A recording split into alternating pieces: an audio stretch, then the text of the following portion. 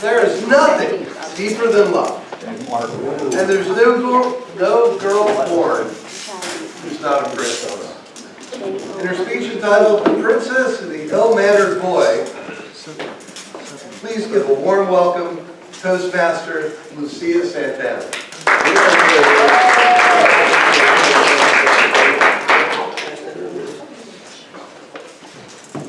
Once upon a time, there was a princess. The princess decided to embark on a journey to find the meaning of love. The journey started at a local gas station because this princess was broke, enrolled in a university that she couldn't afford, and the daughter of a king with a very firm grip on his wallet. Back to the gas station. She works there, serving the peasants of a land called Winter Springs. No offense. One day, a tall, lanky, scrawny, pompous, ill-mannered boy showed up. Remember, this is the princess's side of the story. Hello, ma'am. May I have a can of the Copenhagen Long? This one, dear sir, said the princess. No, not that one. I said straight and long. Sorry, sir, replied the princess. Is this the one you want? You fool! At this point, the princess had become very frustrated with the boy. She finally gave him the product that he wanted and hoped to never see him again. But as fate would have it, he was destined to return.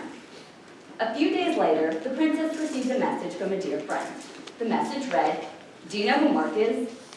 The princess was confused, for she did not know of anyone by the name of Mark, and she replied, "No."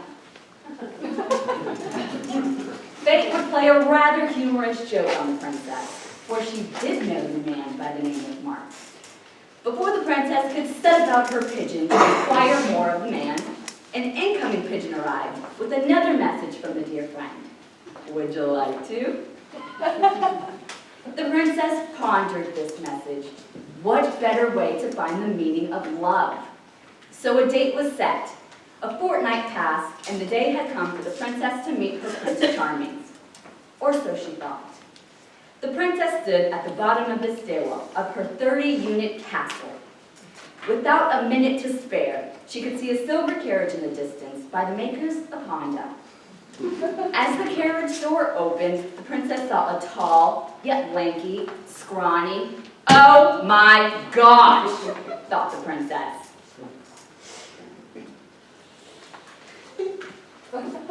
The princess's mind was blown.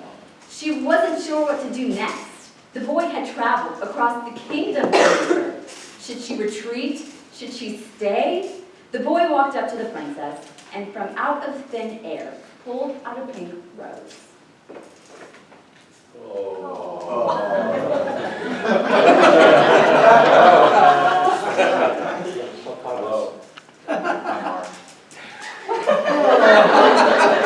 At that instant, the boy didn't seem so bad. So the princess decided to continue with the date. They set out in the silver carriage to a local establishment called the Drunken Monkey. The princess was puzzled with the choice of the destination, but to her surprise, she did not find any drunken monkeys.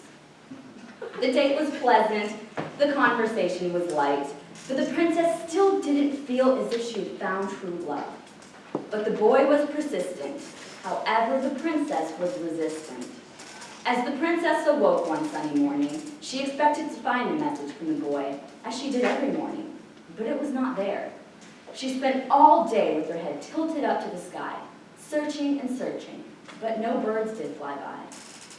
The princess became anxious, flustered, upset. Days went by with no word from the boy. The princess felt weighed down by the loss of his words. A heavy feeling sat in her stomach. Is this what love is? She thought. As the princess wallowed in her self-pity, she headed into work for another day of misery. The day proceeded as normal, uneventful, and as if someone had slowed down time, the bell upon the door entrance rang. The princess looked up, and her stomach warmed. The boy didn't look like a boy anymore. but rather a tall, handsome man with a tight-lined jaw and bright blue eyes. Mark looked straight at the princess, and the princess looked straight back at him.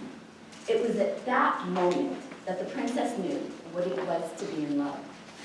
And as all stories must come to an end, it is time for our dear princesses too. The princess and her prince grew older and wiser, and with each day that passed, they continued to live, learn, and grow with each other. Now they spend most of their days happy, and a few here and there that could lead to World War III.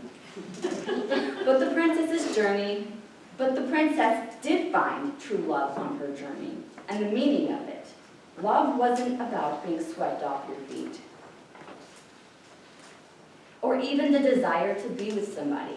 Rather, love is that piece of you that you see in someone else, as I now see with the man in this story. Thank you. Oh.